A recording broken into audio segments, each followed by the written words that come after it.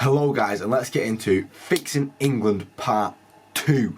Today's going to focus more, so last episode we focused more on how the previous teams won the World Cup. Now I'm taking a bit step back, we're talking about the Euros now. We're talking about what team is going to be playing at the Euros, and roughly I think this is going to be the team that goes to the Euros. Pickford, Maguire, Stones, Shaw and Trippier, Rice, Bellingham, Maddison, Saka, Rashford, and then Kane up front. Kane up front is unarguable. I feel like Saka's definitely in there, Bellingham's definitely in there, Rice is definitely in there, Stones is definitely in there, and Pickford's definitely in there. It's a nice spine that we know we have for England. And as I spoke about, like, these spines are important, right? These spines are important of the way you're going to play football. Maguire, the way he's on form right now, is a shoe-in just to get into that squad. Maddison, if he's going to be fit, you know, you could have Maddison, Gallagher could even make an argument for himself, Foden, Eze, there's quite a few, but I feel like Maddison's probably been the best so far.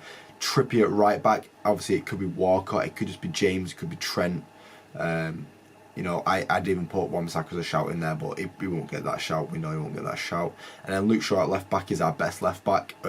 Chilwell is obviously an option, but I feel like Luke Shaw is our best option. And then Rashford, it's just... Maybe Rashford or Sterling, or maybe one of the younger lads can put in the team. Maybe Foden will be playing there.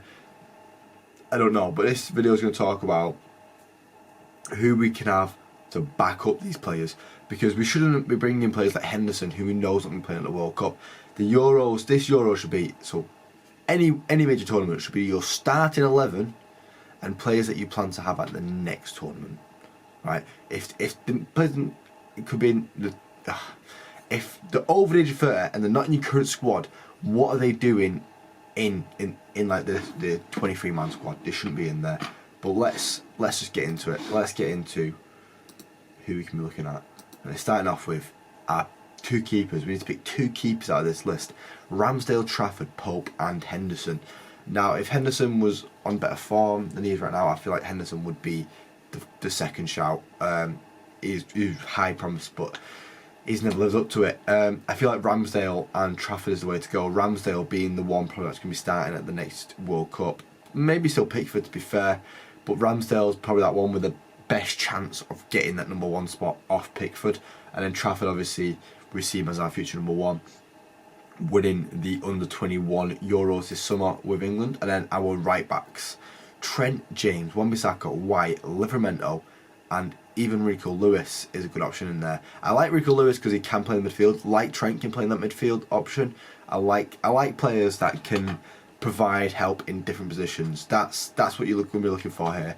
Like Wan-Bissaka and James can fill in that third centre back role if they play their three at the back. So both of them are good options. Ben White obviously can play in that centre back role because that's where he started off. So it only leaves Livramento that wouldn't be able to play in one of them positions. But overdevelopment, you could. Oh, got yawning, guys.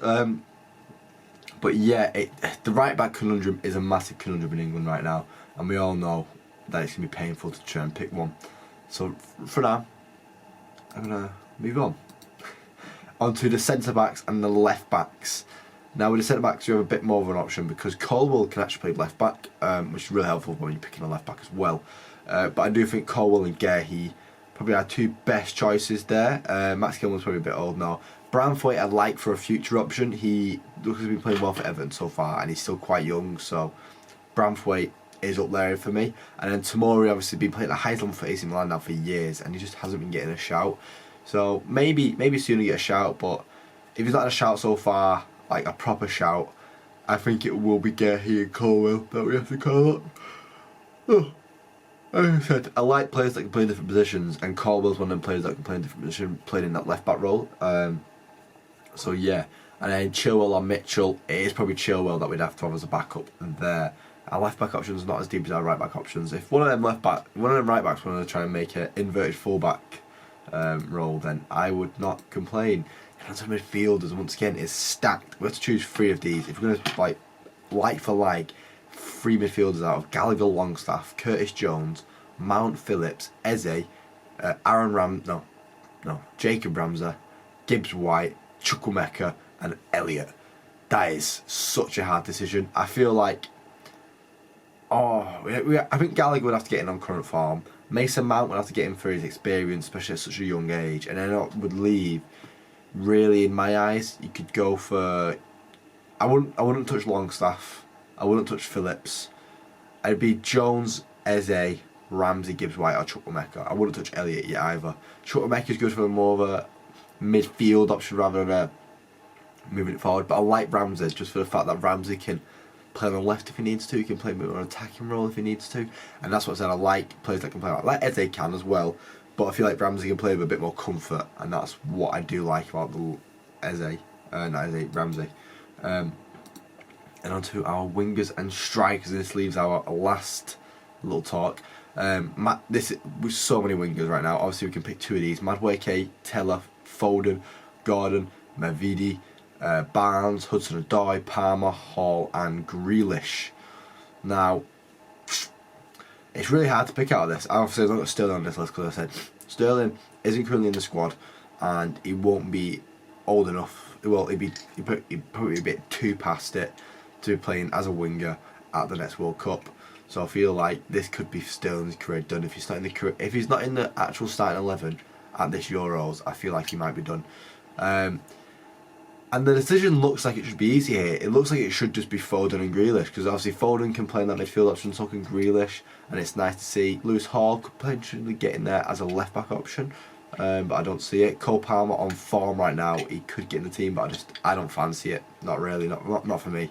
Hudson-Odoi looked like he could have done in the past, but I don't know. If he gets his career in the Forest getting real well, but currently Elang's got out of the team. Harvey Barnes injured. Mavidi playing in the second division right now. Anthony Gordon I do really like as an option for the ability for him to be able to play up front. And I said I do like players that can do that, and that's a real good option to have someone that can play in that strike role. Like Rashford can play in strike. It's not something that we want to see, but if we need to see it, we can see it. Tella he had a really good season last year for Burnley, and now he's playing for Leverkusen and Xabi Alonso.